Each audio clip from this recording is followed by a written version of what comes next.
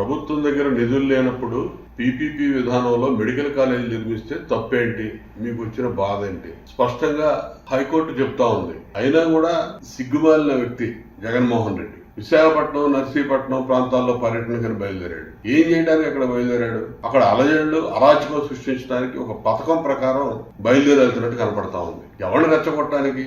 అసలు నీకు ఏమాత్రం సిగ్గు లజ్జా ఉందా? మెడికల్ కాలేజీలు, వైద్య విద్య గురించి, మెడికల్ సదుపాయాల గురించి నువ్వు మాట్లాడుతా ఉన్నావు. కరోనా వచ్చి వేలాది మంది చనిపోతే, లక్షలాది మంది హాస్పిటల్ పాలైతే వాళ్ళ బాగోగులు చూసే డాక్టర్లు ఆ రోజు మాస్కులు అడిగితే మాస్కులు ఇవ్వకుండా, మాస్కులు అడిగి నిలదీసినటువంటి డాక్టర్ సుధాకర్ ని పిచ్చివాడిని చేసి నడి రోడ్డు మీద కొట్టి అరెస్టులు చేసి అతను చంపేసినటువంటి ఆనాటి ప్రభుత్వం జగన్మోహన్ రెడ్డిది. ఇటువంటి జగన్మోహన్ రెడ్డి సిగ్గు లేకుండా విశాఖపట్నం బయలుదేరిపోతా ఉన్నాడు. నర్సీపట్నంలో మెడికల్ కాలేజీ, నిర్మాణం చేసిన మెడికల్ కాలేజీ ఏదో చూస్తాడంట.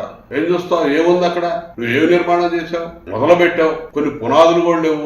ఏం ఖర్చు పెట్టావు? ఈ రోజు ప్రభుత్వం, చంద్రబాబు నాయుడు గారి నాయకత్వంలో కూటమి ప్రభుత్వం పేదవాడికి వైద్య విద్యని, వైద్యాన్ని కారు చౌకగా అందించాలని, అదేవిధంగా ఫ్రీగా సీట్లు పెంచాలని, ఇవాళ ఇప్పటికిప్పుడు నిర్మాణం చేయడానికి నిధులు సరిపాను లేవు. కాబట్టి ఈ రోజు పీపీపీ మోడ్ లో ఇస్తే ఖచ్చితంగా వేగవంతంగా అవి మెడికల్ కాలేజీ నిర్మాణం పూర్తయిందని చెప్పి పేదవాడి దృష్టిలో పెట్టుకొని చేస్తున్నటువంటి కార్యక్రమాన్ని దీన్ని అడ్డుపట్టడం కోసం రోడ్లప్పుడు బయలుదేరాడు జగన్మోహన్ రెడ్డి సిగ్గు లేకుండా. సిగ్గుమాల రాజకీయాలు మానుకో జగన్మోహన్ రెడ్డి. 11 సీట్లు ఇచ్చారు, సిగ్గు లేదా నీకు? వైనాట్ 175 నువ్వు మాట్లాడి వెకచక్కాలుగా తలబిరుసుగా నువ్వు ఏదైతే మాట్లాడావో ప్రజలు నీకు సిగ్గు లేకుండా నువ్వు ప్రతిపక్షానికి కూడా పనికిరావని 11 సీట్లు పరిమితం చేశారు. నువ్వెందుకు రోడ్లప్పుడు పోయి అనవసరంగా ప్రశాంతంగా సాగుతున్న పరిపాలన, అభివృద్ధి, సంక్షేమం అన్నింటినీ చెడగొట్టడానికి ఏదో ఒక విధంగా అలజడి సృష్టించాలి, ఆందోళన మొదలు పెట్టాలి, ఈ రాష్ట్రంలో అల్లకల్లోలం చేయాలి ప్రజల జీవితాల్ని అని కంకణం కట్టుకొని పనిచేస్తున్నట్టు కనపడతా ఉంది. ఇప్పటికైనా బుద్ధి తెచ్చుకొని నీ పర్యటన మానుకో. ప్రజలు నువ్వు రెచ్చగొడితే రెచ్చిపోవడానికి